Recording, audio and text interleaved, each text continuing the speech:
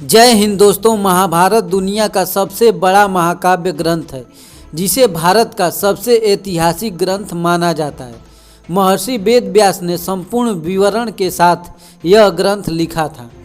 हिंदू धर्म में माना जाता है कि महाभारत में वर्णित घटनाएं सत्य और प्रमाणित है, लेकिन फिर भी बहुत से लोग इसे काल्पनिक मानते हैं। आज के आधुनिक इतिहासकार इस पर विश्वास नहीं करते हैं। वहीं देश विदेश के अधिकांश लोगों का अटूट विश्वास है।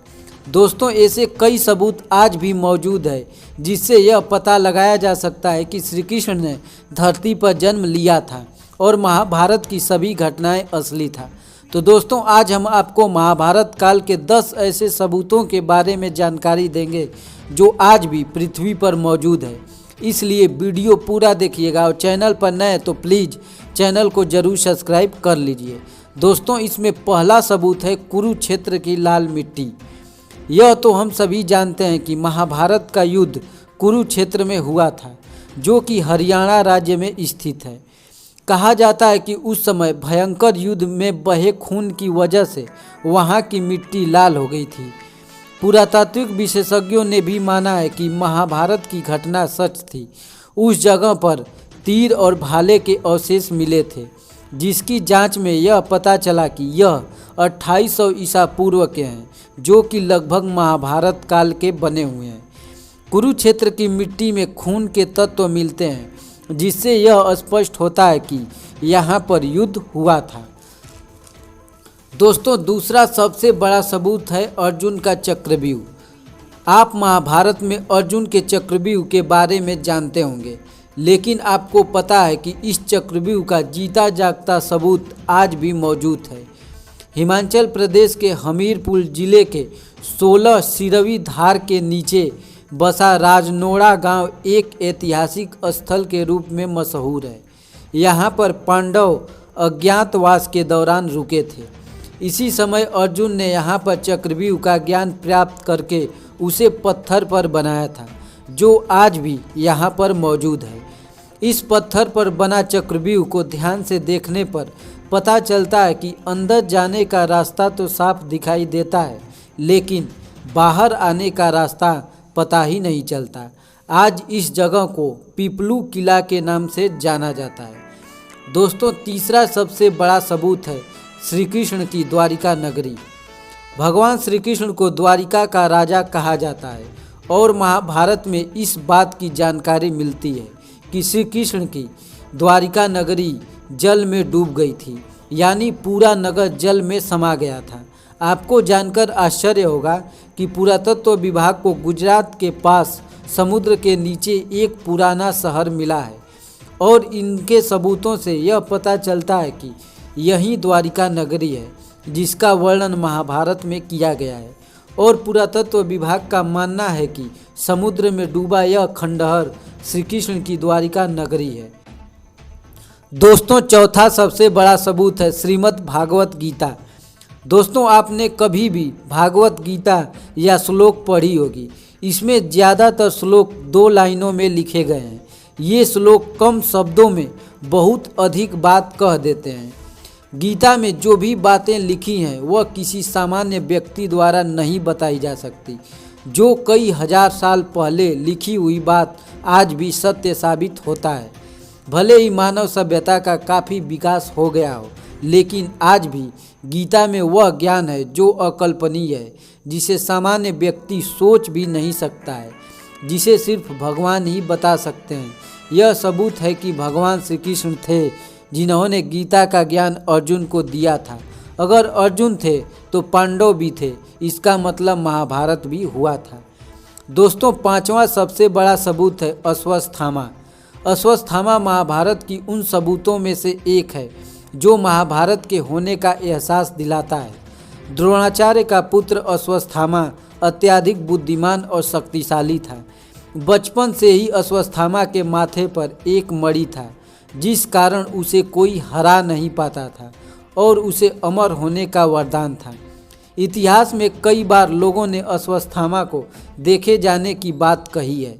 इतिहास में ये भी लिखा है कि आज भी भगवान शिव का एक ऐसा मंदिर है जहां अश्वत्थामा रोज सुबह जल और फूल चढ़ाया हुआ मिलता है। जब महाभारत के युद्ध में अश्वत्थामा के पिता गुरु द्रोणाचार्य को कपट नीति अपनाकर मार दिया गया था, तो अश्वत्थामा ने गुस्से में आकर द्रौपदी के 5 पुत्रों को सोते समय वध कर दिया था। फिर अर्जुन गुस्से में आकर अश्वत्थामा का पीछा करने लगे। तभी अश्वत्थामा ने अर्जुन पर ब्रह्मास्त्र छोड़ दिया। फिर अश्वत्थामा ने ब्रह्मास्त्र को अभिमन्यु की पत्नी उत्तरा के गर्भ की तरफ मोड़ दिया था। श्री कृष्ण ने अबोध बालक और स्त्री की हत्या को अधर्म बताकर गुस्से में आकर अश्वत्थामा के माथे से मणि निकाल लिया और कलयुग के आखिरी तक उन्हें पृथ्वी पर भटकने का श्राप दे दिया था, जो आज भी पृथ्वी पर उसकी आत्मा भटकती है। दोस्तों, छठा सबसे बड़ा सबूत है लाक्षागृह। महाभारत काल में लाक्षागृह की भूमिका भी महत्वपूर्ण मानी जाती है।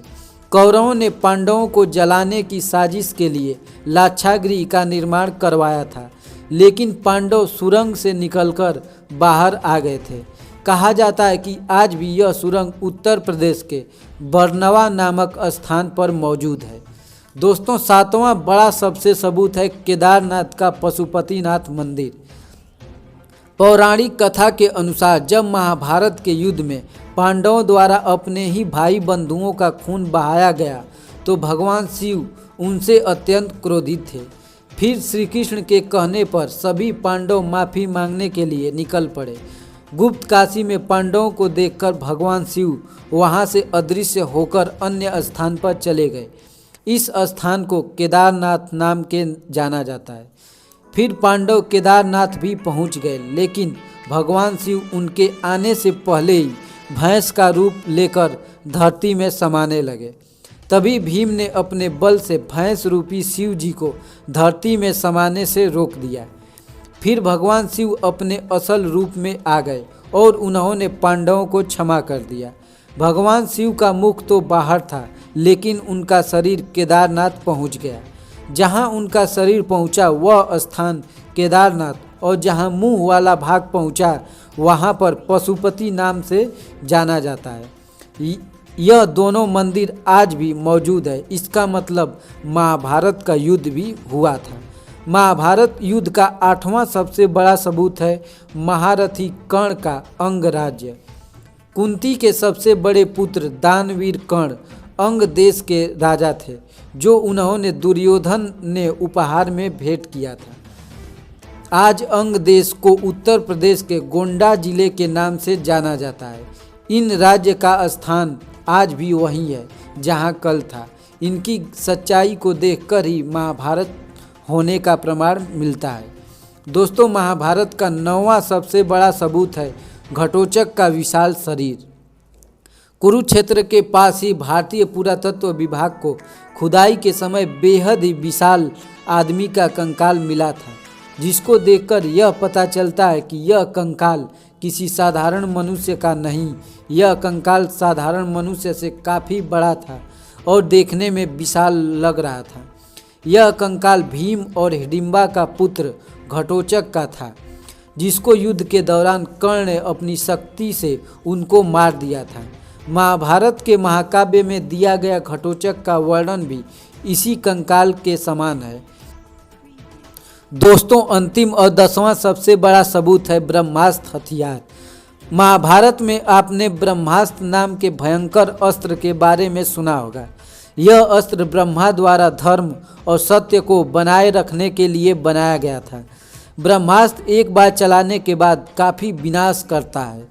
रामायण में भी लक्ष्मण ने मेघनाथ पर ब्रह्मास्त्र से प्रहार करने का सोचा, तो भगवान श्री राम ने यह कहकर रोक दिया कि अभी इसका प्रयोग करना सही नहीं है, क्योंकि इससे सारी लंका नष्ट हो जाएगी और कई बेकसूरों की जान चली जाएगी, जो इस समय परमाणु बम पर आधारित है। तो दोस्तों, ये वीडियो आपको कैसा लगा कमेंट बॉक्स में ज़रूर बताइएगा। और दोस्तों, चैनल पर नए हैं तो प्लीज़ चैनल को ज़रूर सब्सक्राइब कर लीजिएगा। जय हिंद।